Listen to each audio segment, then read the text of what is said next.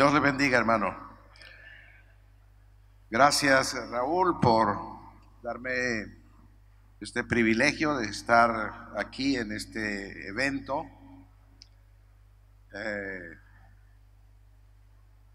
Viendo ya los resultados, algunos de ustedes han estado compartiéndome en los pasillos lo que Dios está haciendo en sus vidas, en sus congregaciones, cómo está expandiendo su ministerio. Y qué privilegio que me dan desde acá, desde Intimidad con Dios en Bolivia. Y creo yo que este énfasis es el énfasis apropiado del siglo XXI. El pasado siglo fue un énfasis para la evangelización y Dios movió todos los recursos disponibles que Él tiene para la evangelización de América Latina.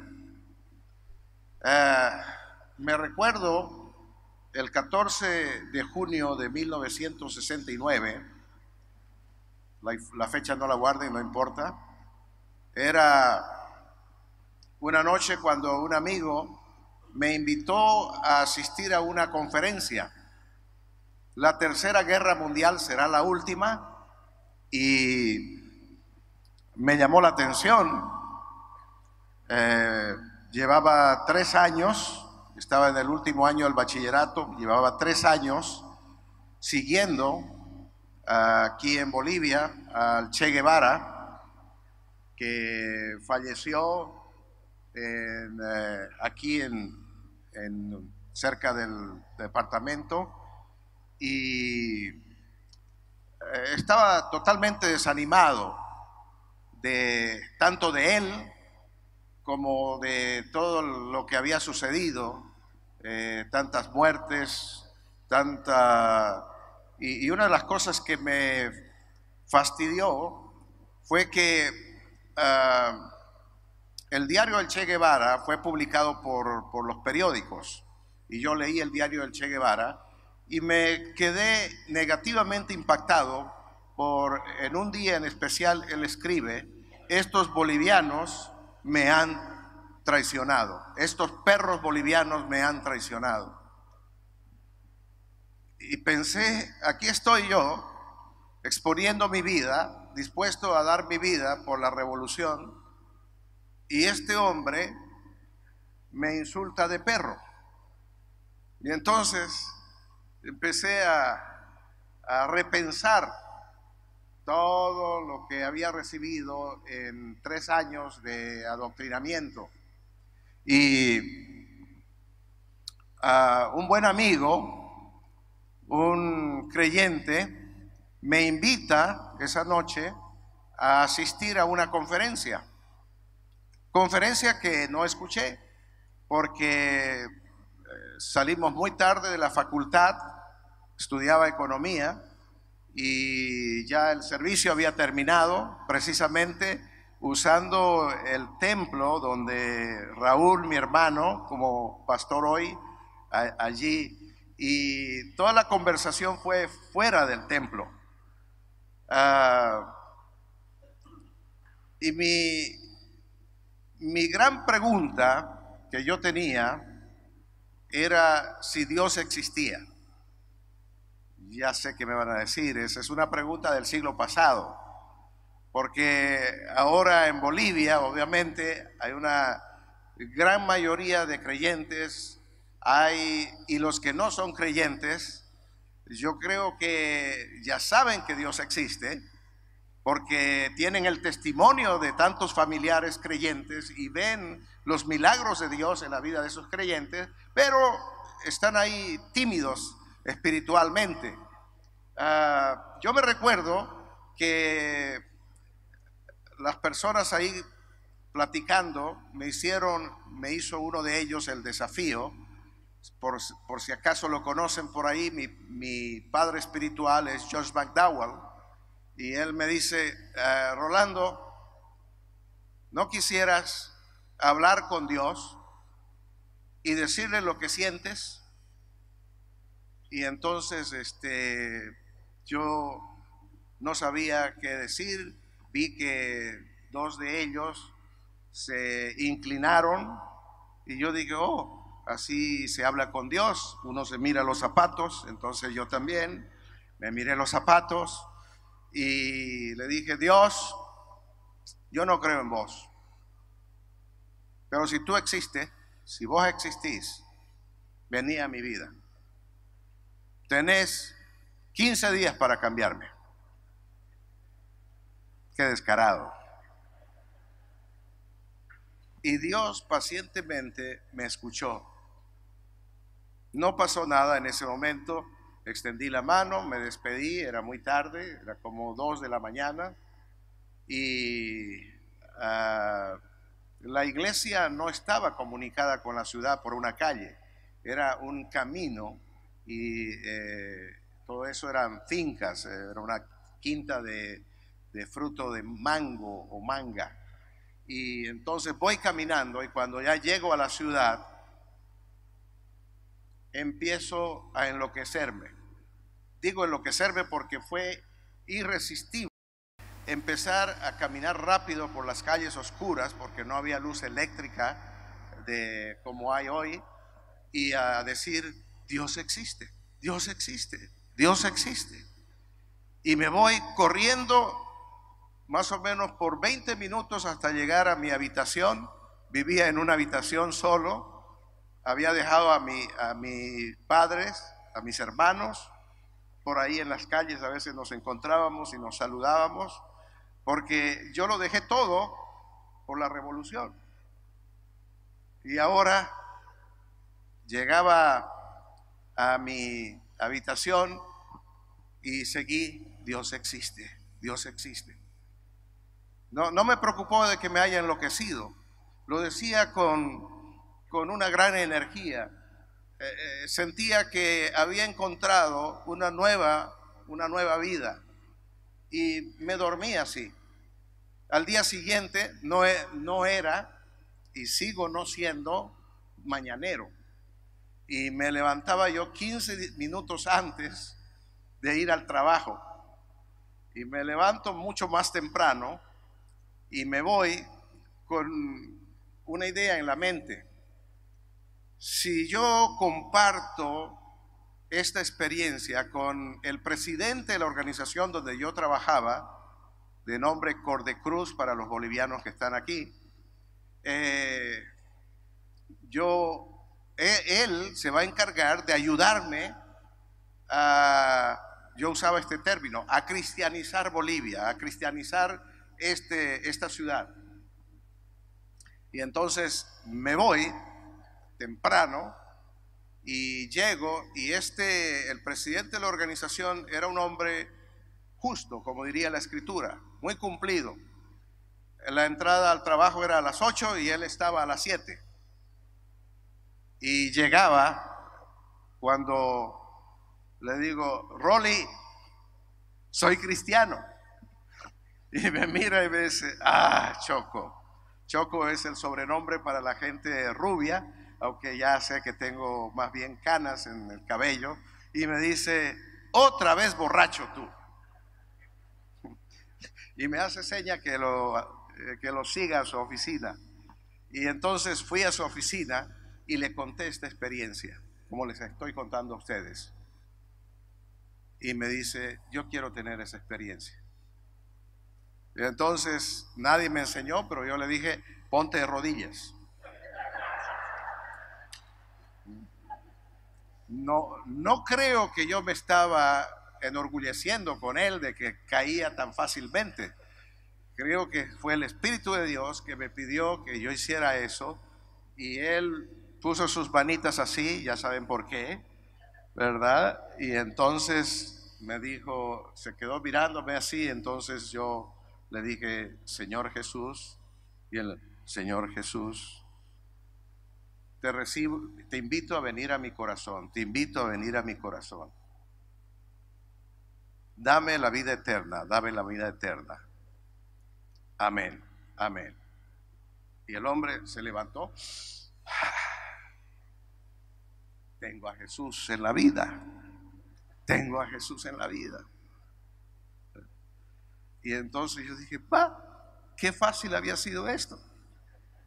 Y empecé con los maestros en la universidad, empecé con los compañeros de clase en la universidad, y al rato, en algunos meses, ya teníamos una sede o usábamos también los salones de la universidad, y al rato habían más de 1000 nuevos creyentes en una ciudad donde existían 2 o 3 iglesias y eran un puñado de creyentes. Yo creo que todos juntos no eran más de 100. Claro, les estoy hablando de hace 50 años.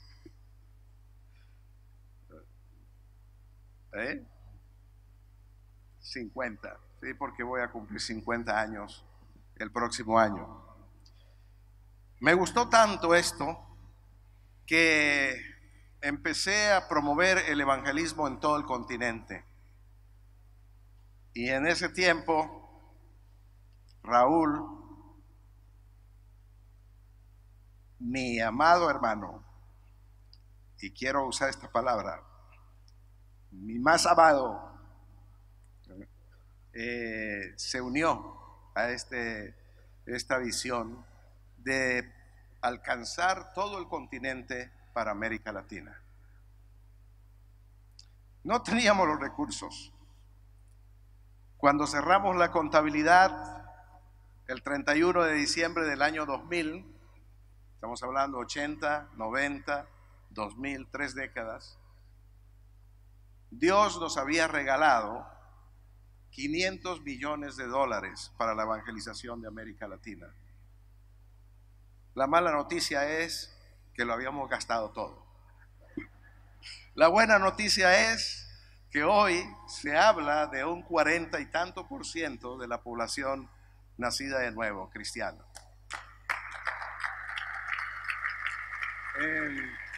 Un sinnúmero de estrategias. Pero si te recordarás, Raúl, la base era la oración. La base era la dependencia de Dios. Y la base también era lo que voy a compartir hoy, un liderazgo firme, fuerte, entregado totalmente a Dios. Y yo seguía a Raúl porque Dios le dio a él este mismo énfasis que está dando ahora, de la intimidad con Dios a través de la oración, a través de la palabra, como si fueran 2 alas de un avión. Y yo con el énfasis de la evangelización. Y Dios formó este equipo. Me han pedido que hable sobre el liderazgo. Y es una cosa que me apasiona. Hace 3 años, legalmente, de acuerdo a las leyes del país donde vivo, soy jubilado. Pero les tengo una noticia. En el reino de Dios y en el servicio de Dios, uno no se jubila.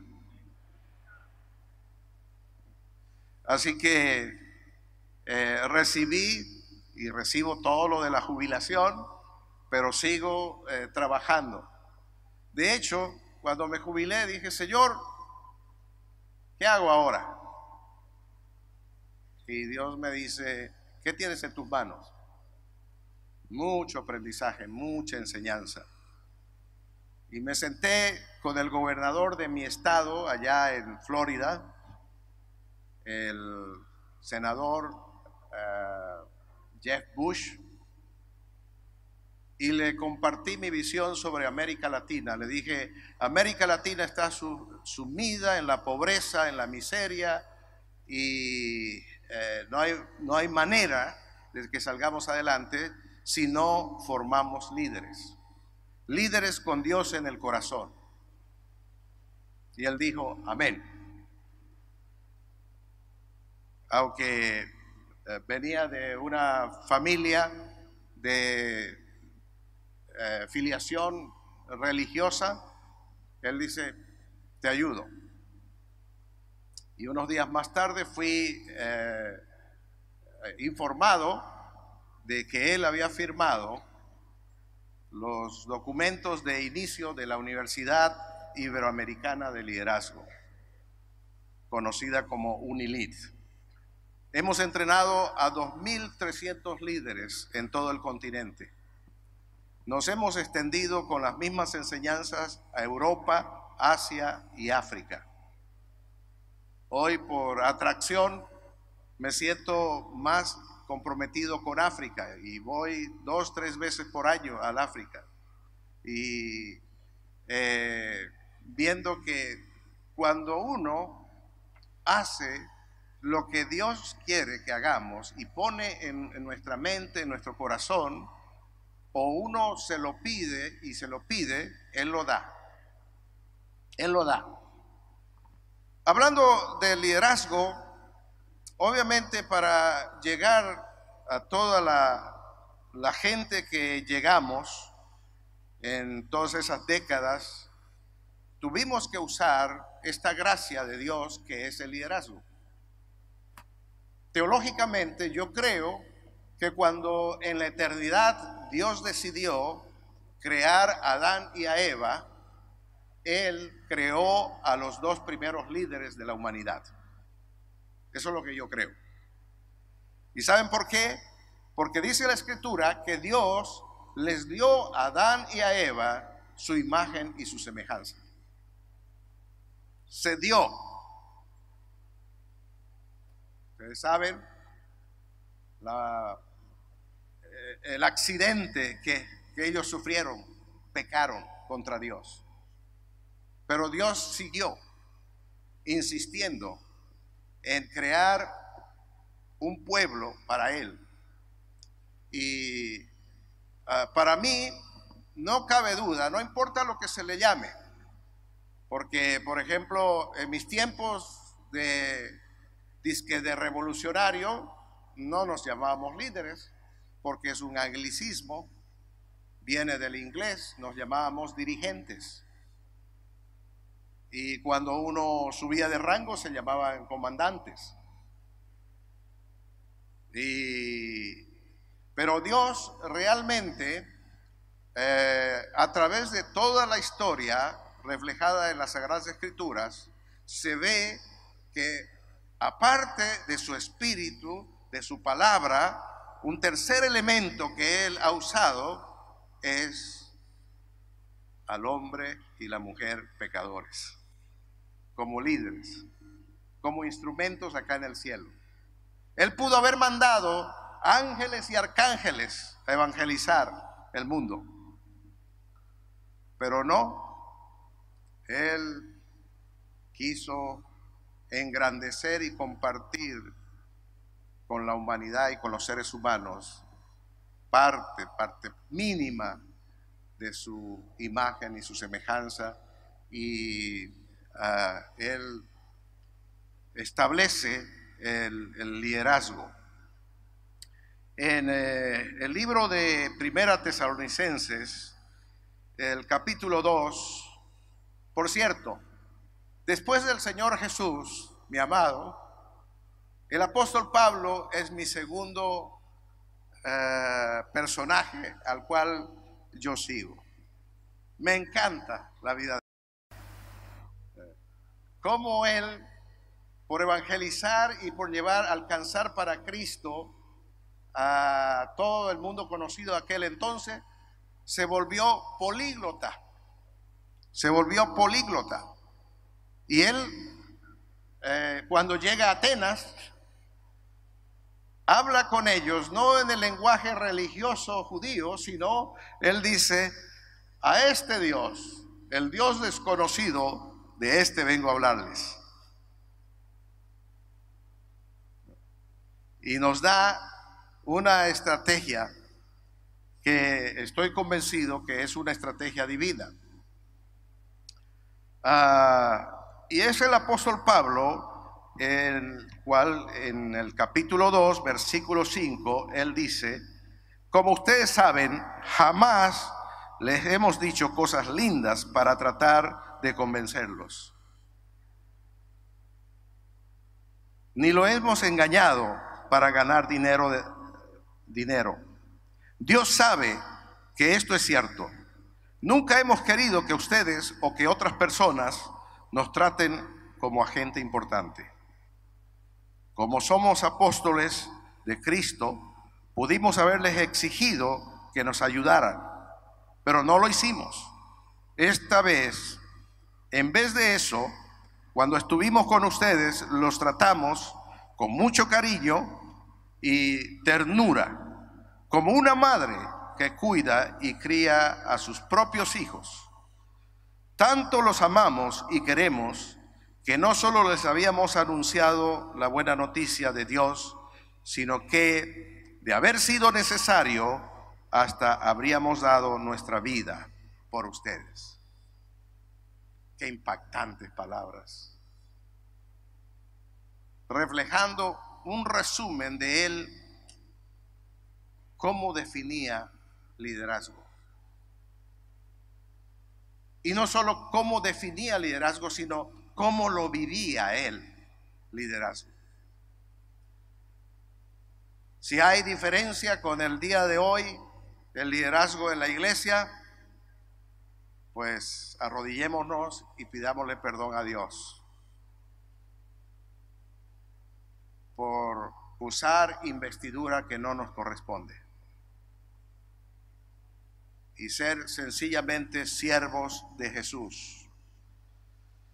Es decir, que el líder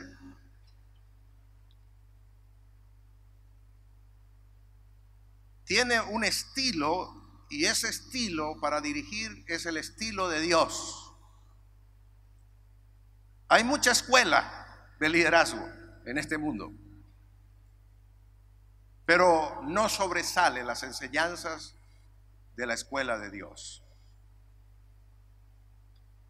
Y Raúl, yo creo que Dios te guió en esta oportunidad a incluir dentro de los seminarios de intimidad con Dios, por lo menos una porción de esta imagen de lo que debe ser un líder de Dios aquí en este mundo. Porque nos falta atraer todavía a muchos líderes. No es triste ver que en nuestra generación hay más de 4 presidentes o expresidentes en la cárcel por corrupción. Uno de ellos, el cual me impactó muchísimo, hay alguien peruano aquí, de Perú. Yo fui a evangelizar Perú en los finales de los 80s y tuve conversaciones con Alan García, su ex presidente, y conversaciones tras conversaciones, hasta que finalmente, cuando ya yo no vivía en Perú, él me mandó una invitación para estar en su posesión en su primera presidencia, y me decía: Rolando, es indispensable que estés acá, y mi posesión va a ser en 2 capítulos. La primera va a ser en el templo de la Alianza Cristiana y Misionera, haciendo un cambio político, religioso, ¿verdad? De donde los presidentes son ungidos en la iglesia popular, voy a llamarla así, y ahora él iba a la iglesia cristiana a recibir su investidura presidencial.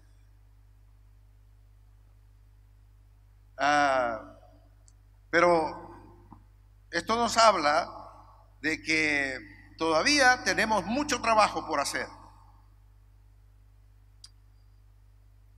Un líder sabe dónde se dirige. ¿Sabe usted dónde se dirige?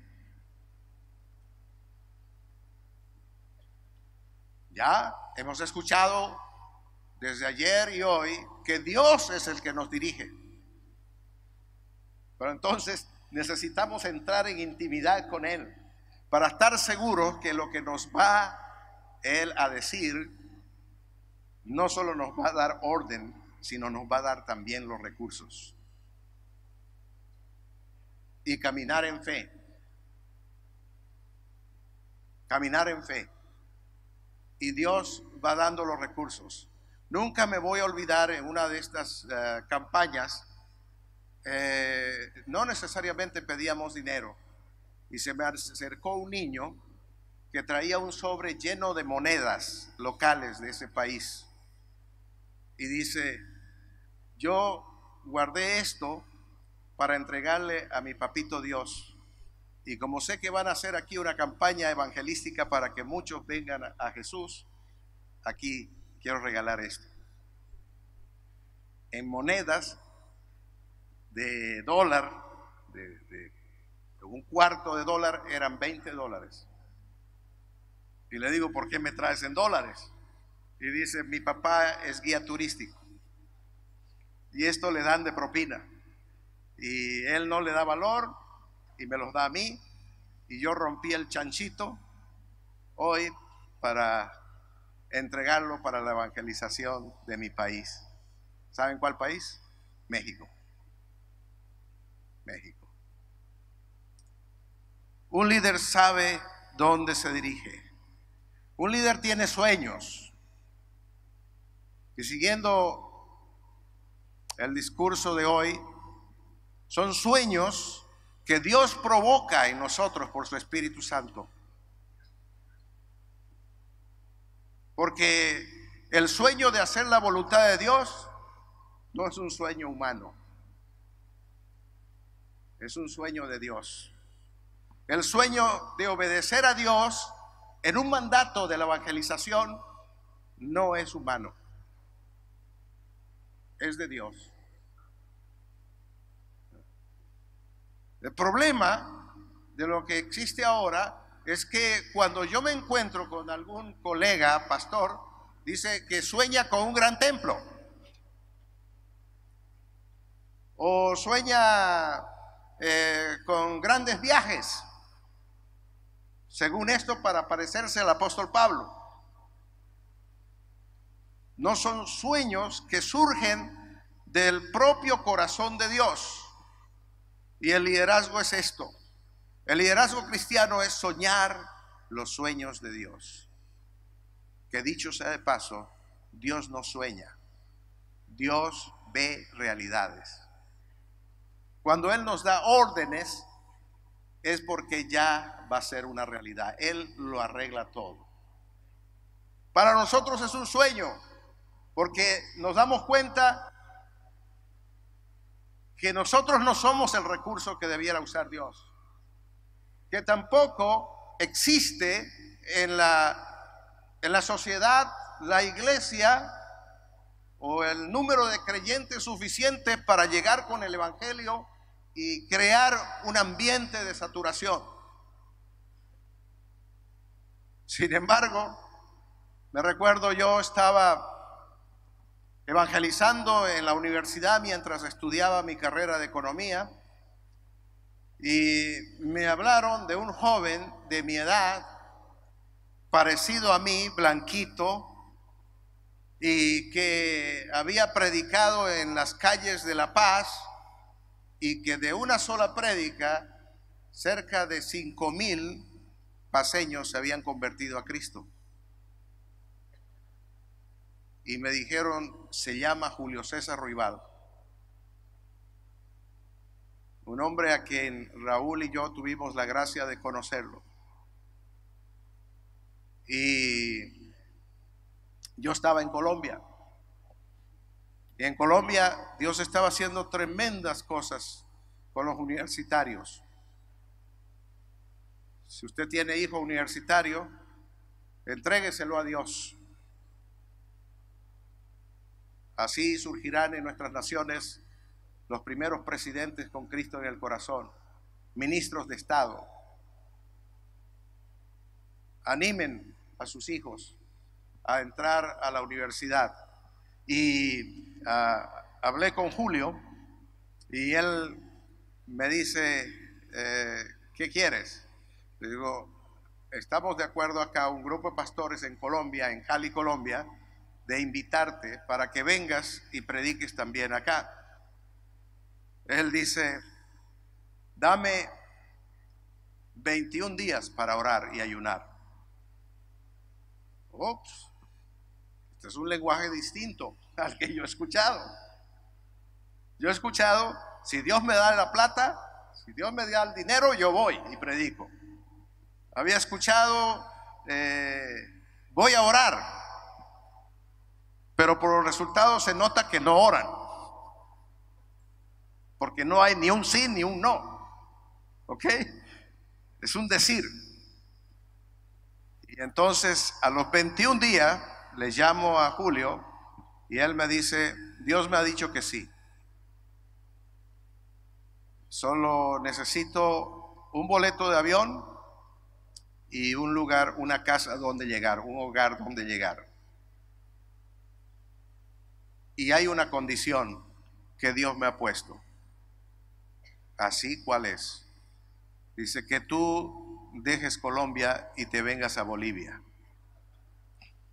Porque hay muchos convertidos que hay que darle seguimiento. Y le digo, bueno, ¿puedo irme después de que tú vengas y tengas tu tiempo de prédica acá? No.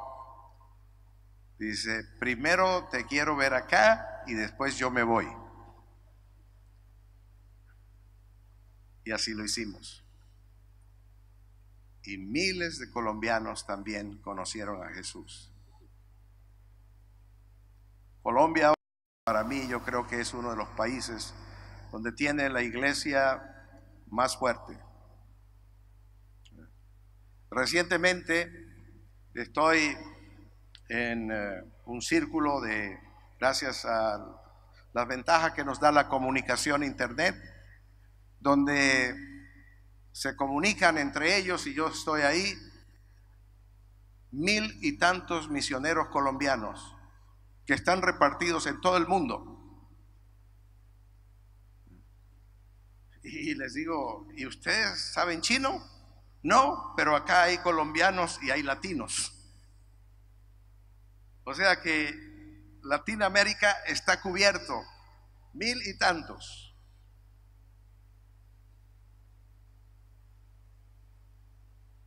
Un líder debe desarrollar profundas convicciones personales.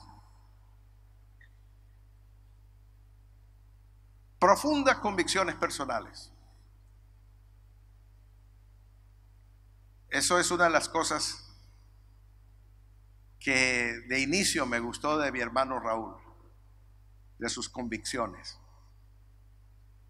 Y a veces tan fuerte con sus convicciones que me regaña, porque él quiere que yo sea igual a él.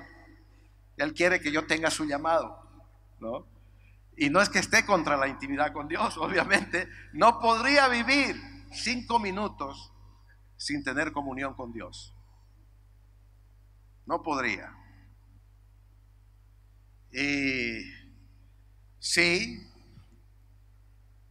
cuando uno tiene profundas convicciones personales,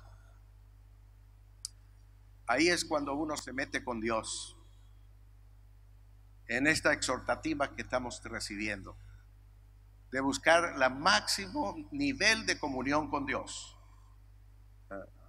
porque si no, no va a haber convicciones. Nos vamos a poner la barrera, tenemos los recursos, tenemos acá, y entonces empezamos a pensar en barreras nada más para construir el reino de Dios o seguir construyendo el reino de Dios en nuestra ciudad o en nuestro país. Pero cuando nos metemos con Dios, Él no nos muestra ni dinero ni riqueza, pero nos da seguridad de que lo que Él quiere hacer, lo va a hacer. Es más, ya lo hizo en la eternidad. Solo nosotros vamos a descubrir en la historia presente en la cual estamos sujetos los seres humanos lo que Él ya hizo.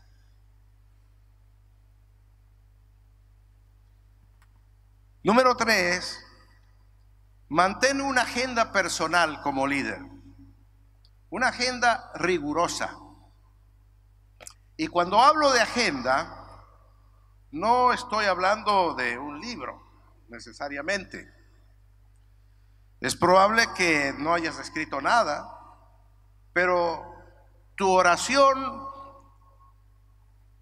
es tan consistente que cada vez que tú hablas con Dios, como niño chiquito, estás exigiéndole a Dios que haga esto o aquello.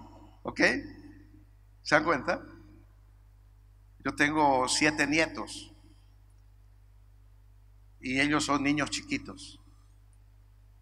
Y pobre si abro la boca y dice, Lito, me dicen, Lito, ¿me darías tal cosa?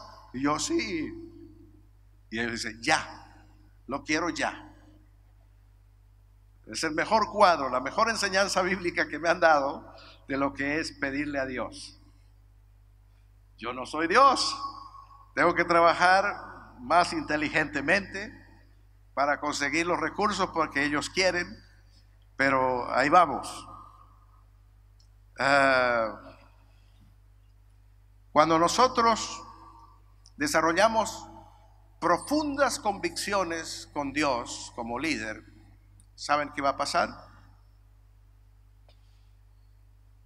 Nuestras vidas van a ir corrigiéndose, van a haber correcciones en nuestra vida. Algunas son dolorosas, otras traen felicidad,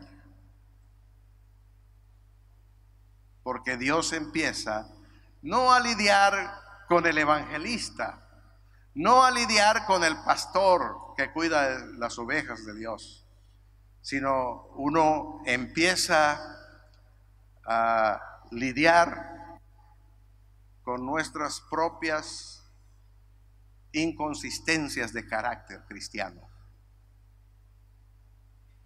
Porque la voluntad de Dios es que cada uno de nosotros que tenemos a Jesús en nuestra vida, crezcamos en el carácter de Jesús de tal manera que llegue un día en que la gente nos diga, yo no sé, yo leo a Jesús en la Biblia y miro tu vida y no veo diferencia. Claro, porque ¿cómo empieza la vida cristiana? Invitando a Jesús a venir a nuestra vida. Pero nosotros a veces equivocadamente hemos pensado que eso es todo. Viene a nuestra vida para que Él crezca y nuestro ego mengüe. De tal manera que incluso en algún momento ya empiezan a ver rasgos de Jesús que nos sorprende. Porque uno dice, si yo era antes súper, hiper egoísta, y ahora ya no me interesa nada de eso. Es Jesús que está creciendo. Entonces, nuestro liderazgo, pastores y líderes de iglesia, se va convirtiendo en un liderazgo totalmente representativo del carácter de Jesús en nosotros. Y cuando usted va donde alguien, entrevista a un estadista o entrevista a un empresario, ese empresario no le hace preguntas si usted va a usar bien los recursos que está pidiendo,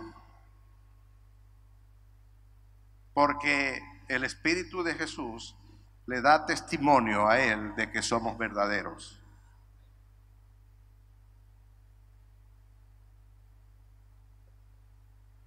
Y en las 4 décadas que pasaron, yo vi suceder estos milagros. Número 3,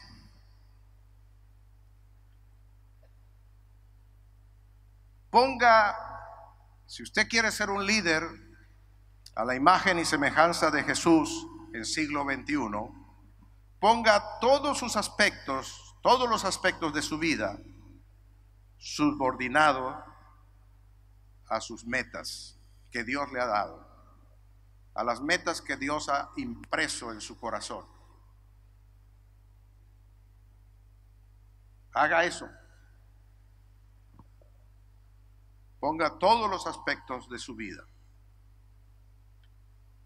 Y va a ver usted que hay respuestas a las oraciones que inclusive son mayores de las que uno buscaba. Un día, no sé cuánto tiempo más tengo, voy a contar esta sencilla historia. Le pedí a mi esposa que me acompañara. Vinimos a La Paz. La Paz es una ciudad muy alta. Yo he padecido en los últimos 30 años del corazón. He tenido 3 ataques cardíacos. Uno me lo debe Chile, el otro me lo debe Canadá y el tercero ahí en mi casa, en Miami. Pero yo le rogué a mi esposa, le digo, acompáñame a La Paz. Y llegamos, pernoctamos, dormimos ahí. Al día siguiente, de mañanita, le digo, acompáñame. ¿Y dónde vamos? Tomé un taxi para subir solo 3 cuadras de la ciudad de La Paz. Era del hotel al Palacio de Gobierno donde estaba el presidente. Era el general Hugo Banzer Suárez. Y yo llego y digo, quiero hablar con el presidente. Y me mira, señor, ¿usted tiene audiencia? No. Señor, disculpe. El presidente se reúne con aquellos a quien él concede audiencia.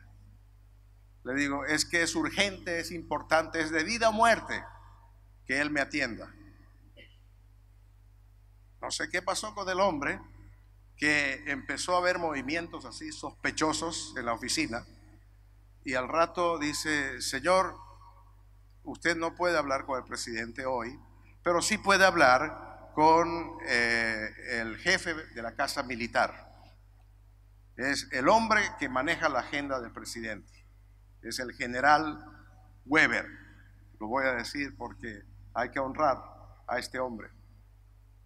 Y subo a la oficina y el general Weber me dice, ¿por qué tanto quiere ver usted al general? Le digo, porque hace muchos años, un día él oró conmigo para recibir a Jesús en su vida. Dice, ¿él es cristiano? Sí. Con razón, dice. Él ha insistido y me trajo de allá, de los cuarteles, para ser su hombre mano derecha. Dice, y yo no sabía por qué, no quería venir, porque para mí los políticos son unos corruptos. Y entonces le digo, ¿y qué te impidía? Dice, yo soy cristiano también. Pues estás perdiendo de servir a un hombre que puede hacer y traer bendición a esta nación. Y me dice, pues ya veo. Y entonces le digo, mira, todo lo que quiero está bien. Todo lo que quiero es que él le mande a todas las autoridades de este país este video. Se llama La Película Jesús. Son 2 horas, pero quiero que mañana te sientes con él y vean la película, para que no crea que lo estás usando. Que él vea la película contigo y entonces me diga, tiene las próximas horas para decirme cuántas piezas de esto quiere, cuántos videos. En aquel tiempo eran videos, los VHS. Y entonces se reúne y dice, 1000, ¿está bien? Sí, ¿no necesitan más? 2000. Bueno, sí, 2000. Vamos con 2000, empecemos con eso. Y entonces el hombre empieza a llorar. Y le digo, general, ¿pasa algo? Sí. Dios lo mandó a usted aquí, hermano. El general tiene cáncer, está muriendo. Mañana entrega el mando presidencial y se va a un hospital a Washington a recibir un tratamiento. Ah, pues, ¿qué pasó? El presidente, antes de irse, firmó la carta circular, pusieron el video y mandaron a todas las autoridades del país, los ministros de Estado. Me recuerdo que regresando de La Paz a Santa Cruz, en viernes, los ministros de Estado me dicen: oye, Rolando, ya pues, oye, cálmate. El presidente me acaba de mandar una película que dice, tengo que sentarme 2 horas, verla y escribir un reporte. Y le digo, no sé, es la orden del presidente. No, pero yo sé que tú estás metido en esto. No, yo no estoy metido en esto. En todo caso, así como tú debes obedecer la orden del presidente, yo obedezco la orden de Jesús, que es el presidente de mi vida.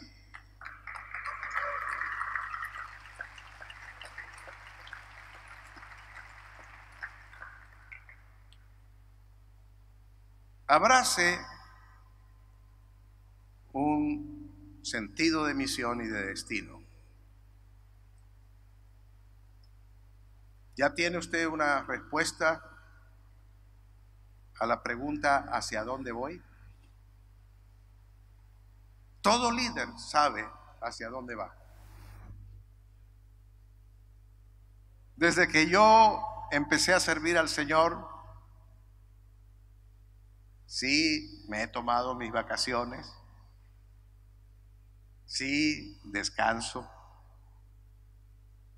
pero trabajo duro. Pero no solamente duro, sino también inteligentemente.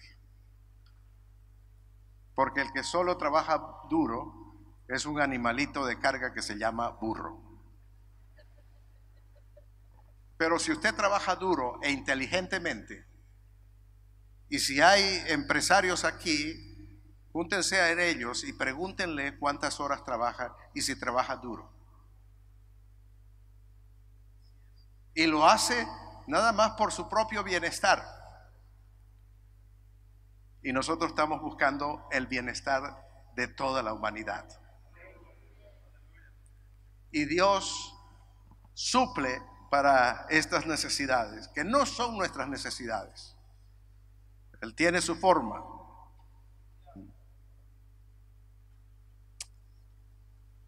A trabajar duro, inteligentemente.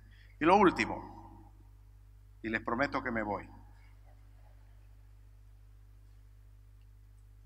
Lo escucharon de una manera distinta de parte de mi hermano Raúl, pero yo se los quiero decir así claro.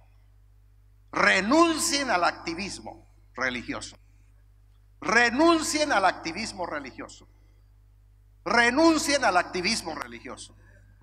No muevan un dedo si no están llenos y controlados del Espíritu de Dios. Y entonces van a ver los máximos resultados en sus vidas. Entonces van a ver relaciones verdaderas con la gente que usted se relaciona. Porque se va a tomar el tiempo de escucharlo, el tiempo de conversar con ellos. En mis cursos a los ejecutivos, empresarios, yo les digo a ellos que renuncien al activismo. Pero como los pastores también, en un sentido, somos ejecutivos de la iglesia, también entramos en el paquete del activismo. Y es actuar en la carne, dejándole basuras a Dios. Pero cuando nosotros confiamos en Dios y hacemos lo que Él nos ha aprobado, entonces cosechamos fruto. Fruto abundante, fruto permanente. Y eso, cuando uno tiene fruto, en cualquier sociedad, aún sociedades ateas, cuando uno tiene fruto, ¿saben qué sucede? Arrancamos el respeto y la aceptación de todos.